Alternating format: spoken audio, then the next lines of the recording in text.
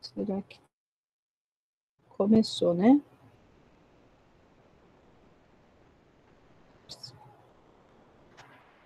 Começou a gravar. Isso. Terceira parte e última. Então, vamos falar das proteínas, tá? Lembrando que essa aula, a gente está falando agora das estruturas mais genéricas de proteínas. Quando nós formos falar de transporte de moléculas, né? Transporte transmembrana, que é um capítulo do livro e é uma aula inteira, e a gente vai ver um monte de outras características de transporte. Mas aí, como nós estamos falando de transporte, basicamente não falaremos mais de lipídios, mas falaremos basicamente das proteínas. Porque enquanto a bicamada lipídica dá a estrutura da bicamada, as proteínas de membrana é que dão a função de transporte entre um lado e o outro da membrana, tá? Principalmente transporte e sinalização. Então, aqui existem alguns tipos de proteínas. Tem aquela proteína... Então, a primeira coisa que a gente tem que lembrar é que uma proteína é uma sequência de aminoácidos, né? Então, vários aminoácidos, um ligados ao lado do outro. E numa ponta dessa cadeia de aminoácidos tem o grupo carboxila e no outro ponto tem o grupo amina, que é o NH3, tá? Tem proteínas que são formadas pela sua estrutura primária, que é a sequência de aminoácidos. E tem proteínas que têm a sua estrutura secundária, que é aquela sequência de aminoácidos que formam hélices, alfa-hélices, formam dobraduras. A estrutura terciária da proteína vai ser quando mais de uma subunidade de proteína, mais de uma sequência de aminoácidos, consegue se ligar uma na outra, né? Então, nem sempre, quando a gente fala de proteína, a gente está falando de uma única sequência de aminoácidos, né? Pode ser uma composição. Aqui é um exemplo de uma proteína que ela é só uma sequência de aminoácidos, que ela tem uma ponta, que pode ser a carboxila ou amina, ela forma algumas estruturas, aqui forma uma estrutura em alfa-hélice, outra conformação, e termina lá do outro lado, né? Se aqui é o meio extracelular, aqui é o meio intracelular. Tem proteínas que elas fazem isso também. Entra, aí ela volta, aí ela entra de novo, quer dizer, ela faz mais de uma camada de entra e sai.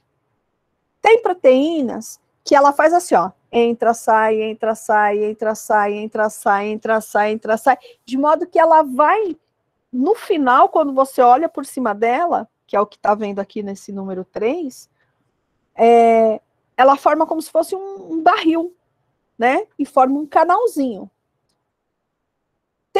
Essas normalmente são as proteínas que são chamadas de proteínas transmembrana, porque elas atravessam a membrana, ou chamadas também de proteínas integrais.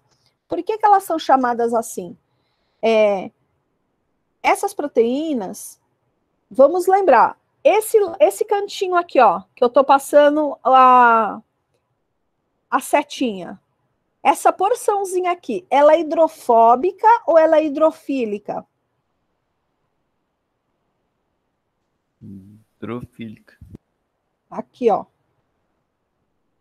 Aqui, ó. Hidrofóbica. O meio é hidrofóbico. O meiozinho é hidrofóbico. Aqui em cima e aqui embaixo é hidrofílico. Então, eu posso garantir que esse pedaço aqui, ó, é hidrofílico. Eu posso garantir que esse pedaço é hidrofílico porque em volta disso tudo tem água.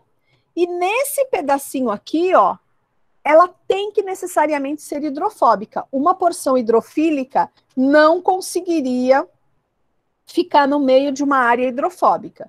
Então, essas proteínas aqui também são moléculas anfipáticas. Elas também têm uma porção hidrofílica e uma porção hidrofóbica. E justamente por ela ser anfipática, é que ela consegue ser uma proteína integral. Porque somente um único ambiente dentro da célula é que não é hidrofílico. que não aguenta a presença da água, que é no meio de uma bicamada. Então, uma proteína que é anfipática, pela sua própria natureza, na hora que ela é formada, ela fala, opa, tem uma porção hidrofóbica, aonde eu vou ficar? Essa porção, ela já fica no meio da bicamada. Vocês vão entender bem quando a gente estiver falando de síntese proteica, que vai ser lá do capítulo 12 e 13, na síntese proteica, a gente vai ver que as proteínas são formadas bem próximas da membrana plasmática.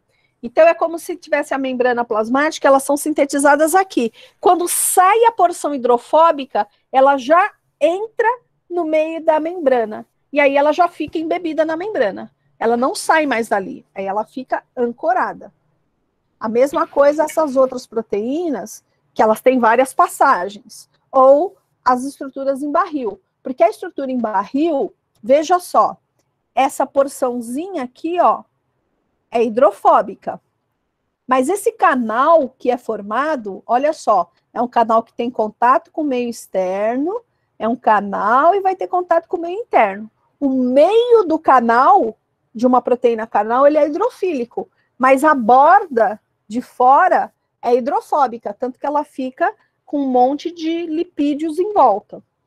Então, por que uma proteína é uma proteína de membrana? Uai, porque ela tem um conjunto da sua estrutura, tem porções hidrofóbicas, e o único modo dessa porção hidrofóbica existir na célula é ficar no meio de uma membrana plasmática. Então, por isso que ela é de membrana. Professora, Oi. Como é que a água ela passa por essas proteínas para entrar e para sair da célula? Aí como é que ela passa nessa parte hidrofóbica? Opa, você fala a água, mas a água não vai passar por aqui para entrar na célula. Aqui é tudo hidrofóbico. Ela atravessa algumas proteínas canal que formam poros. Sim. É assim. Qualquer proteína. Isso. Vou dizer que não existe nenhuma possibilidade, 0,000, de uma molécula de água conseguir entrar aqui. Não. Existe. Caramba. Existe essa possibilidade porque quando a gente foi feito, né, já estudo, vendo a frequência com que uma molécula de água consegue passar só por uma bicamada lipídica, sem nenhuma proteína, já verificou-se que a água consegue, por persistência, depois de horas e horas e horas, passar de um lado para o outro. Porque simplesmente por uma pressão e por uma necessidade, uma pressão osmótica, ela consegue atravessar. Mas não é o comum de uma molécula de água atravessar isso aqui. Só a bicamada fosfolipídica, ela é impermeável. Quem vai dar a permeabilidade vão ser as proteínas transportadoras, tá? Então, a maioria da água que entra para dentro da célula e de fora da célula passa por proteínas canal ou poros, tá? Bom, tendo falado das proteínas transmembrana, existem as outras proteínas que são chamadas de superficiais ou solúveis. Por que tem essa diferença da integral e solúvel? Para a gente tirar uma proteína dessa aqui da membrana, só se eu destruir a membrana. Eu tenho que ir lá e jogar um detergente pesado, desfazer toda a bicamada lipídica para poder extrair essa proteína. Eu preciso destruir a membrana. Essas outras não, olha, essa proteína aqui, ó, para eu extrair, tirar ela da membrana, basta quebrar uma ligaçãozinha, ó, uma ligação covalente. Aqui, ó, a mesma coisa, basta uma ligação covalente. Aqui, normalmente esse tipo de ligação é até uma ligação fraca, pontos de hidrogênio, ligação de sulfetos, porque essas proteínas aqui são proteínas que se ligam a outras proteínas, né? Ela está se ligando a uma proteína integral. Então, essas proteínas aqui também fazem parte da membrana, mas são proteínas que elas têm uma vida muito flutuante, né? Ora ela está na membrana, ora ela não está. Ela não é uma proteína integral, ela não faz parte da estrutura da membrana, mas ela está aqui e tem uma função importante, principalmente na questão da sinalização celular, tá? Tem essa aqui, que ela tá ela tem uma porção hidrofóbica também, tá aqui no meio de mas ela só está no meio de uma monocamada. Então, ela também é mais fácil de ser retirada. Não é que nem uma integral que atravessa as duas bicamadas, tá? Então, aqui um exemplo da ancoragem. Essa proteína aqui está ancorada num lipídio, feita uma ligação covalente, e o tipo de ligação fácil de você fazer e desfazer, né? Aqui é um exemplo de uma proteína transmembrana. Na superfície, que fica em contato com os lipídios, vão ficar aminoácidos, né? Histidina, serina, isoleucina, alanina, tirosina, glicina, que tem um caráter hidrofóbico, né? Por isso que, como são aminoácidos com caráter hidrofóbico, eles interagem bem com os lipídios, que também são hidrofóbicos, tá? E ancora a proteína no meio desse ambiente hidrofóbico. Para isso, as proteínas vão ter que ter domínios específicos, separando os domínios hidrofóbicos dos domínios hidrofílicos. E quem vai determinar o que é hidrofóbico são os aminoácidos que compõem esse trecho da proteína. É importante que aminoácidos hidrofóbicos estejam compondo esse trecho vermelho, enquanto que aminoácidos hidrofílicos componham esses outros trechos de acesso à água. Se não for assim, ela não consegue ficar organizada deste modo. Vamos supor, por isso que às vezes algumas mutações em proteínas fazem com que ela perca completamente o seu efeito e a sua função. Imagina que aqui, ó, seja um ponto de receptor de uma proteína de sinalização. Ela vai vir aqui, vai reconhecer aqui, vai se ligar. E vamos imaginar que um aminoácido aqui nessa proteína teve uma mutação de um aminoácido. Só que ao invés de ficar aqui um aminoácido hidrofílico, foi mutado para um aminoácido hidrofóbico. O que vai acontecer? Ele vai forçar essa alça que está do lado de fora, ela ser feita para o lado de dentro, porque é o único jeito dele ficar estável. Um aminoácido hidrofóbico não consegue ficar aqui em contato com a água. Ele vai forçar a dobradura dessa proteína mudar. E aí, essa voltinha, que era o ponto de reconhecimento de uma outra proteína, a outra proteína vem e não consegue achar mais, porque ele está para dentro. Ou seja, às vezes uma mutação de ponto, num único ponto, mudando somente um aminoácido, faz com que uma proteína perca totalmente a sua função, né? E aí a pessoa tem uma doença grave, porque uma proteína dessa de membrana, que ela era sinalizadora, de funções super importantes, funções de transporte, não vão acontecer. E se a pessoa tem a mutação, todas as proteínas dela, mutação no DNA, né? Todas as proteínas dela vão ser formadas sem essa alcinha hidrofílica, vai se formar uma alça hidrofóbica, e aí, função da proteína, embora ela esteja lá presente, função zero. E aí a pessoa pode desenvolver uma doença severa, até inviabilizando a vida, tá? Então, dentro das membranas, os aminoácidos são não polares, hidrofóbicos, e nas superfícies das membranas, esse roxinho, são aminoácidos polares, que são hidrofílicos, tá? Bom, aqui um outro exemplo das proteínas na forma de barril, né? A porção externa dela vai ser hidrofóbica, enquanto o interior desse barrilzinho vai ter que ser hidrofílico, formando um canal. Aqui tem um exemplo de um corte em que você vê aqui o canalzinho formado. Essa porção aqui em contato com o lipídio vai ser hidrofóbica e a porçãozinha de dentro vai ter que ser hidrofílica para poder fazer o transporte da molécula que ele transportar. Vocês vejam aqui pelo exemplo, né? Elas podem ter aqui, ó, é uma proteína que tem 8 fitas, 12 fitas, 16, 22 fitas que atravessam, ou seja, cada vez mais essa proteína vai ser maior, e quanto maior, uma proteína maior vai atravessar esse poro dessa proteína canal, né? Vocês vejam que tem diferentes tipos de proteína canal transportando diferentes elementos, né? Desde sais, íons até outras proteínas. Só para vocês terem, né, resgatar um pouquinho, lembra quando a gente fala de síntese de proteínas? O DNA está no núcleo, né? Aí o DNA ele é transcrito em RNA. Aí lá no núcleo, os RNAs saem de dentro do núcleo e vão para o citossol, para eles serem transcritos em proteínas. Por onde que esse RNA sai do núcleo e vai para o citossol?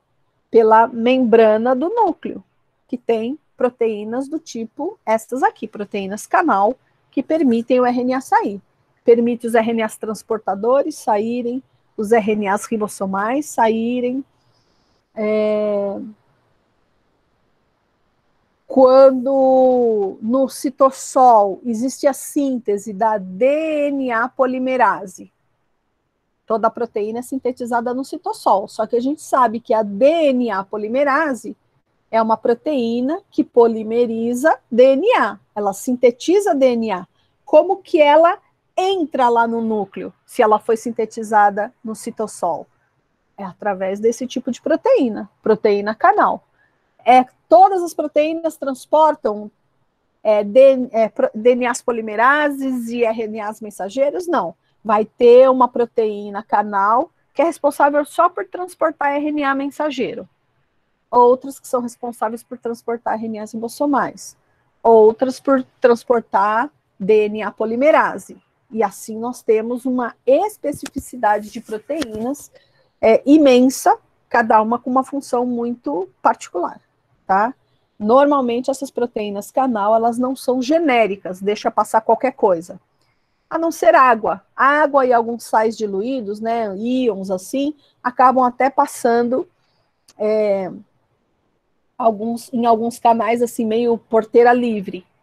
Mas normalmente uma proteína dessa, cadê? Deixa eu mostrar aqui. Uma proteína dessa, ela tem que ter um receptor aqui que reconheça a molécula que vai ser transportada. Reconheceu, enfia para dentro do canal. Não é a proteína, ficam essas alcinhas aqui todas fechando a porteira e não deixa ninguém passar, tá? As proteínas glicosiladas. Então, a gente já falou várias vezes dessas proteínas transmembrana, que tem os oligosacarídeos, né? A nossa arvorezinha de açúcar na superfície. Vai ter um papel super importante, a gente já está falando disso, sobre auxiliarem no reconhecimento celular. Lembrando, se existe a arvorezinha aqui, esse ambiente aqui é o meio externo ou o meio interno? O que vocês acham? Externo. Vai ser externo. Por quê? Sempre os oligosacarídeos que estão grudados nas proteínas, que são as oligoproteínas, ou quando estiver ligado num lipídio, que é as glicoproteínas, ligado num lipídio, que são os glicolipídios, sempre é na monocamada externa, né? Então, eles vão ter. E aí, aqui a gente está vendo um exemplo de uma proteína, mas ao longo de toda a membrana tem essas arvorezinhas de oligosacarídeos, né, de pequenas moléculas de açúcar, que elas vão fazer uma cobertura em toda a superfície. É como se fosse uma cobertura de açúcar, né, não é doce, mas de moléculas de carbono, e essa cobertura toda é chamada de glicocálice. Vocês já devem ter ouvido falar desse nome, glicocálice. Aqui a gente tem uma visãozinha dele. Monocamada externa glicolipídios, glicoproteínas. Então, toda essa superfície aqui, ó, ela é um ramificado de um monte de moléculas de açúcar. Imagina a diversidade de ambiente que se forma, olha a irregularidade desse ambiente para diferentes proteínas poderem se ligar de acordo com essas cadeiazinhas de açúcar. Aqui, ó, é um exemplo da coloração específica para detectar os carbonatos, né? Então, isso aqui é o núcleo, citossol. Olha a complexidade que tem na superfície da membrana dessas cadeias de oligosacarídeos. É uma especificidade enorme, né? E uma infinidade de combinações de proteínas que podem se ligar nesse ambiente e serem reconhecidas. E uma vez ligou, você é uma proteína que a gente quer aqui para dentro da célula, peraí, vamos achar uma proteína canal. Ó, tô aqui com uma proteína de interesse. Joga para dentro da proteína canal, ela joga para dentro da célula. Então, as sinalizações vão acontecendo de modo simplificado, lógico, mas desse jeito. Quando se descobriu esse monte de proteínas que existem na membrana plasmática, foi usando uma técnica, né, que a gente estava até falando agora há pouco, que é a seguinte: você criar membranas artificiais. Os detergentes são moléculas formadas por estruturas muito similares aos lipídios, né? Tem uma cabeça hidrofílica e uma cauda hidrofóbica. Quando você pega um detergente, né, um detergente forte, e mistura com uma membrana plasmática, o que vai acontecer é que esses detergentes, eles vão começar a se aglomerar e competir com as porções hidrofóbicas, porque ele é mais forte do que a hidrofobicidade do fosfolipídio. Aí o que ele faz? Ele acaba pegando uma membrana e ele desestrutura essa membrana. Pega as proteínas, separa, deixa os lipídios em pedacinhos separados, formando pequenos grupinhos.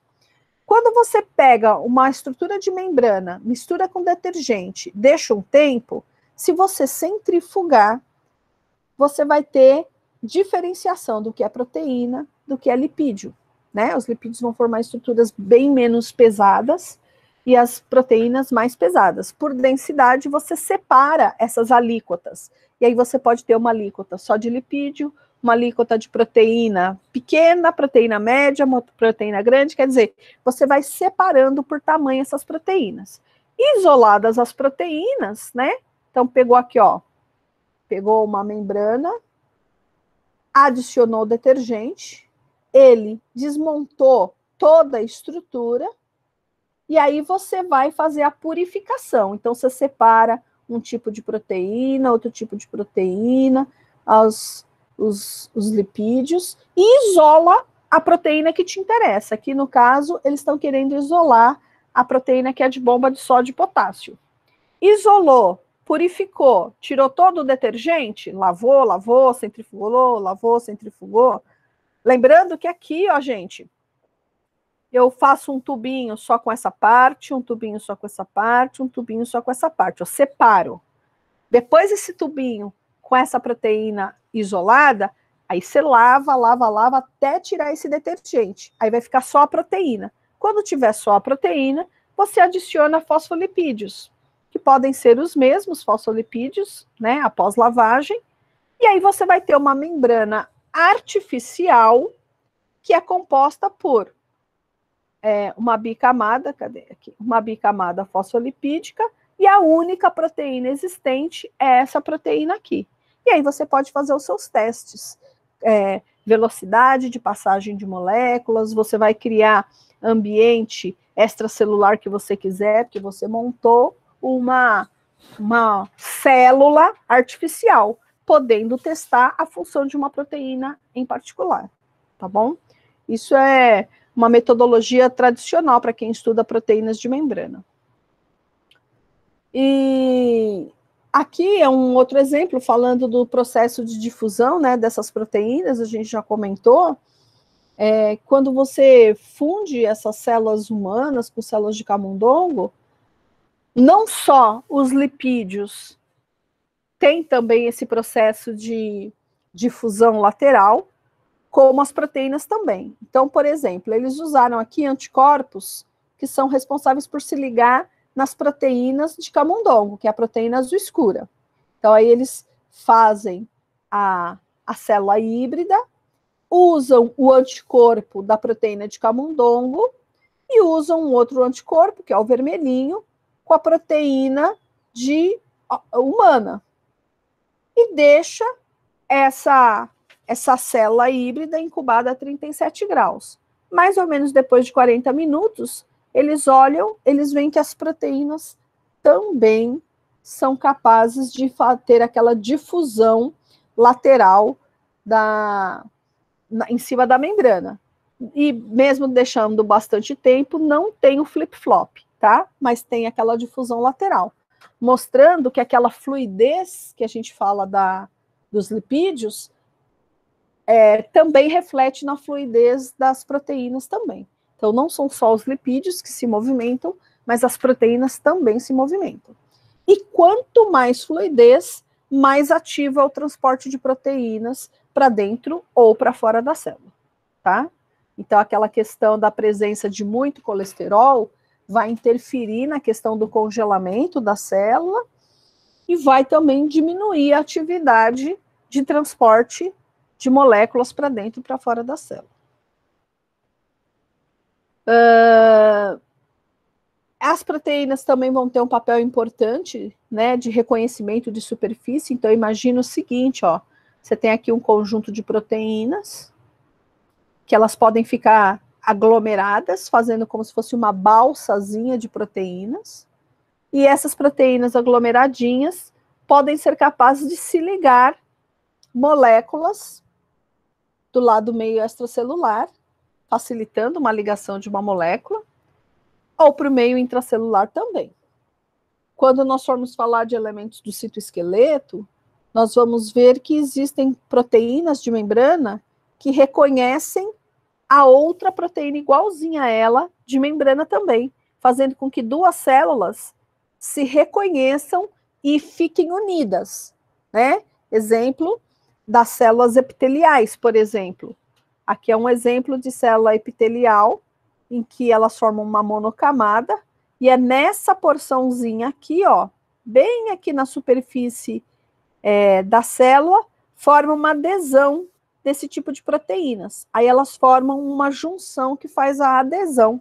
Quando a gente for falar de especialização de membrana, a gente vai ver essas adesões. Aqui, ó, esse desenho aqui é a superfície do epitélio intestinal, por exemplo.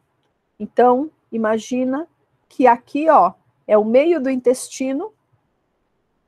Essas junções aqui, elas dão uma travada, como se fosse um zíperzinho que trava, de modo que essas proteínas que estão aqui, ó, têm a função de absorver o que está no meio do intestino e jogar para dentro da célula. As proteínas da região basolateral, elas não são as mesmas que ficam na zona apical. E aí são proteínas que vão ter outras funções. Por exemplo, a função dessas proteínas aqui é de principalmente pegar o que tem dentro da célula, que entrou por aqui, e jogar para esse ambiente aqui, ó. O ambiente intracorpo. É extracelular, mas não extracelular para fora do corpo, que aqui é o meio do intestino, né? Vai ser levado embora junto com as fezes. Aqui não. A molécula entrou, agora entra aqui, cai nesse ambiente intracelular, passa bem perto daqui um vaso, por exemplo, se for uma molécula de açúcar, né? Uma glicose, passa a glicose para cá, um capilar está aqui, ó, captura essa glicose e distribui para o corpo todo. Estou dando um exemplo da glicose, que é o que acontece, né? A glicose entra, daqui de dentro da célula ela sai, mas não sai para fora para o meio extracelular, ou para o meio externo. Cai nesse ambiente aqui, que aí aqui tem um monte de líquidos, né? Material de tecido conjuntivo, e aí passa uma um vaso e captura essa glicose, por exemplo, tá? Um outro exemplo das proteínas que ficam em sítios, né, na membrana. Ó, aqui tem a bicamada lipídica, uma proteína transmembrana, outra proteína transmembrana, um monte de proteínas transmembranas. E aqui são elementos do citoesqueleto, como eu comentei com vocês, das fibras de actina. As fibras de actina, elas formam como se fosse uma redezinha por dentro da célula, revestindo o interior da célula todinho, e ela faz isso, e os elementos do citoesqueleto formam uma trama, né? As fibras de actina formam uma trama, sempre uma trama ancorada por proteínas transmembrana, tá? Então, vocês vejam que essas proteínas, elas vão ter função de transporte, reconhecimento, ancoragem, estruturação, organização de função, vão ser essenciais para o funcionamento de uma célula. Professor, aqui, oi. Como que um detergente não degrada a parede celular de uma célula, sei lá, da pele, por exemplo? Na verdade, você fala assim, vamos supor, a gente está tomando banho, né? Uhum. Na verdade, ele degrada. Ele resseca, ele machuca, só que primeiro, o detergente que a gente está usando, né, lavando a mão, ele é um detergente não como aquele detergente hiper forte, né, ele é um detergente atenuado, para questões, vamos dizer, de contato da pele mesmo. Mas, tanto que tem gente que tem alergia a detergentes, tal, porque ele chega a cortar a pele, ele realmente danifica a pele. Então, se você estiver usando um sabão muito forte, né, como às vezes a gente faz sabão em casa, já aconteceu de eu fazer sabão em casa, você tem que deixar alguns dias ele parado antes de você usar, porque ele fica um sabão muito forte. Ele realmente machuca a pele, ele arranca camadinhas. Então, ele chega a fazer um efeito, mas não é um efeito, primeiro porque nós não temos uma camada de célula, né, normalmente a nossa primeira camada de células são células mortas, né, que tem justamente esse papel de dar uma protegida, queratinizada, que dá aquela protegida, não é aquela célula, não sei, célula viva, carne viva, direto com o detergente. Mesmo assim, a gente ainda pode ter aquele desgaste, né, aquele sofrimento da pele na presença desses elementos. Entendeu? Mas, aqui, do jeito que eu estava falando ali dos experimentos, imagina você pegar uma célula sem nenhuma proteção, nenhuma camada, jogar no ambiente aquoso e colocar um detergente forte. Ele vai desestruturar, entendeu? Aqui é mais assim, depois a gente vai falar de citoesqueleto, não é o propósito, mas só para vocês terem uma ideia do que está acontecendo na nossa membrana plasmática. Aqui, olha, tem um exemplo de uma proteína transmembrana, né? Tem várias delas. A proteína transmembrana, essa aqui chama banda 3, tem uma amarelinha que chama anquirina. A anquirina, o que ela faz? Se liga na banda 3. E o que vai fazer com ela? Se ligar uma fibra de actina. Tá aqui, ó, uma fibra, um tipo de fibra, né, de actina aqui. Ah, não, a de actina é essa. Essa aqui é uma fibra dos elementos intermediários, que o exemplo é aqui a espectrina. Aí outra espectrina, aí tem aqui, ó, essa regiãozinha, ó, tem uma outra proteína transmembrana, aí tem a banda 4,1, a tropomiosina, que é essa amarelinha, a fibra de actina, que é essa verde, a aducina, que é essa roxinha. Olha quantas proteínas só para fazer a conexão para essas fibras aqui de elementos do citoesqueleto, aqui, poderem se grudar. Porque seria muito simples, né? Uma fibra se liga direto numa proteína transmembrana. Normalmente isso não acontece, porque o fato de outras proteínas virem e se arrumarem permite que ela tenha um tempo de organização e uma ordem perfeita de formar e de se organizar. Então, só num pequeno flash que a gente olha de uma membrana plasmática, a gente vê uma complexidade de proteínas só para fazer com que uma fina camada de elemento do citoesqueleto fique aqui na superfície da célula. Imagina que nós estamos falando aqui só da parte de estruturação e força da membrana, né? Dá uma estruturação, uma organizada. Fora todas as outras proteínas que estão, de fato, fazendo o transporte de moléculas para dentro e para fora. Então, a membrana, né, junto com a bicamada lipídica, é um ambiente de extrema atividade proteica, extrema movimentação proteica e muita interação, tá? Muita interação. Já desde 72, usou-se um termo da membrana plasmática dela ser um mosaico fluido. A estrutura mosaico fluido, que é uma estrutura que a gente conhece, né? Ou já ouviu muito falar. Mas vamos parar para pensar, por que a gente diz que uma membrana plasmática é um mosaico? Ela não é só feita de lipídio e de proteína? Por que ela é um mosaico? Quem que me dá isso? Me ajuda a raciocinar. Por que a gente chama de mosaico? E tem vários tamanhos, diferentes formas e isso, várias assim formas. A maneira dela entrar na membrana é um monte de tipo. É transmembrana, é uma passagem, é na forma de barril. Na superfície. São várias peças que se encaixam? São diferentes peças, mesmo sendo só lipídio e proteína, é um monte de tipo de proteína. É um monte de proteínas superficiais que vão se ligando e se ligando. Tem também as glicoproteínas, porque tem proteína que não é glicoproteína, né? Mas tem as que são glicoproteínas. E quando a gente fala dos lipídios, a bicamada lipídica, mas a gente já viu, ó, não são os mesmos fosfolipídios da monocamada externa, são os mesmos da monocamada interna, não são os mesmos.